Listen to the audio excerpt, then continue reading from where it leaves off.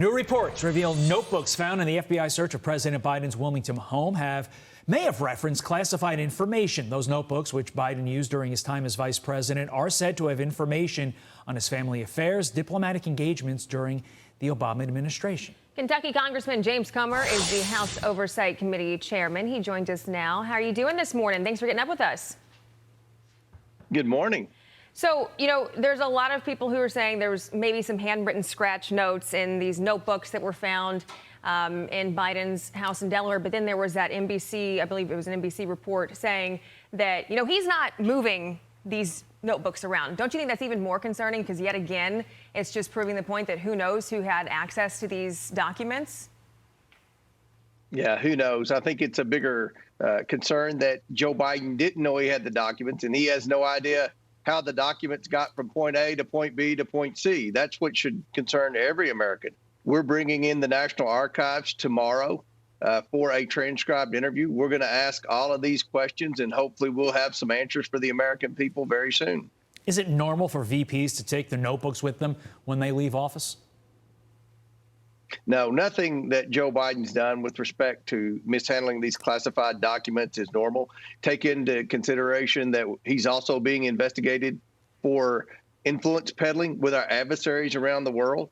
And it's even more concerning. Look, more information comes out every day where his son, especially, as well as his two brothers, have had shady business dealings with our adversaries around the world. And part of what they would do when they would make a pitch to these shady characters in these foreign countries is prove to them that they actually had direct access to their brother and that they had direct access to people at the highest levels of our federal government. So, when we learned that Joe Biden had classified documents strewed all over the place and that Hunter Biden especially lived in his house where he had those classified documents, we became extra concerned. And that's why this investigation is of the utmost importance for the United States Congress as well as the American people.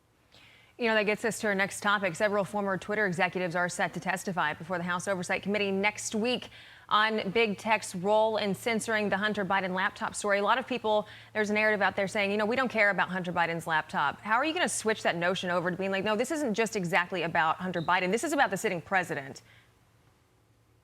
Yeah, this is an investigation of Joe Biden.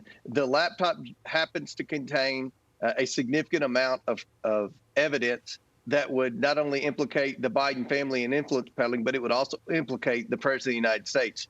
We want to have this hearing to begin with to show the American people what evidence is on the laptop. We want to show the American people that the federal government tried to suppress this story, that the FBI, according to the Twitter files, and these three former Twitter employees are going to have an opportunity to explain exactly what happened, came in and misled big tech, telling them that this was Russian disinformation. Now, I think it's no secret, we've heard this from Elon Musk, that the overwhelming majority of Twitter employees, like all big tech employees, are overwhelmingly liberal, therefore they're biased. But my problem isn't as much with big tech as it is with the federal government. Why was the federal government trying to suppress this story?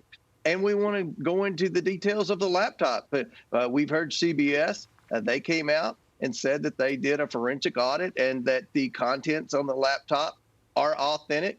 We know that several other networks like CNN are finally getting on board, expressing concern about what's on the laptop. So we're starting from the very beginning with this first hearing, which is the laptop. We're going to prove that the government tried to cover this up from day one. Then we're going to proceed. We'll bring in some of the associates of the Biden family influence peddling schemes, and we'll keep going to where we bring in people from the government to see what role exactly the president played in this influence peddling. Congressman, like you mentioned, these are three former executives. Were these three responsible for the decision to ultimately ban the Hunter story from Twitter? Well, that's what we're going to find out. And I think the American people should be very concerned about what happened there. And I think the American people will be paying attention. I think there's going to be a lot of media interest in this committee hearing. And this is going to give those three Twitter employees an opportunity to explain themselves.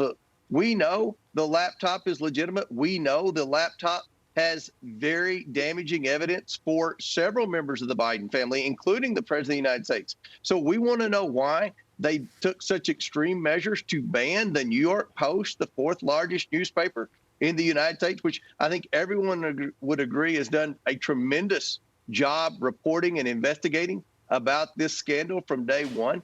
We want to know what process the federal government took in coordinating with Twitter, and we also will learn later on what process they played in having Facebook and other social media platforms suppress this story. I think we're going to see there are a lot of stories that the federal government, and I'm talking about the FBI and DOJ, played in suppressing conservative speech. But this investigation that the House Oversight Committee is leading is based solely on the Biden family influence peddling. Mm-hmm.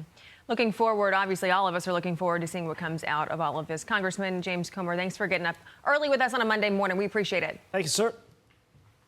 Thanks for having me. Mm-hmm. I'm Steve Ducey. I'm Brian Kilmeade. And I'm Ainsley Earhart. And click here to subscribe to the Fox News YouTube page to catch our hottest interviews and most compelling analysis.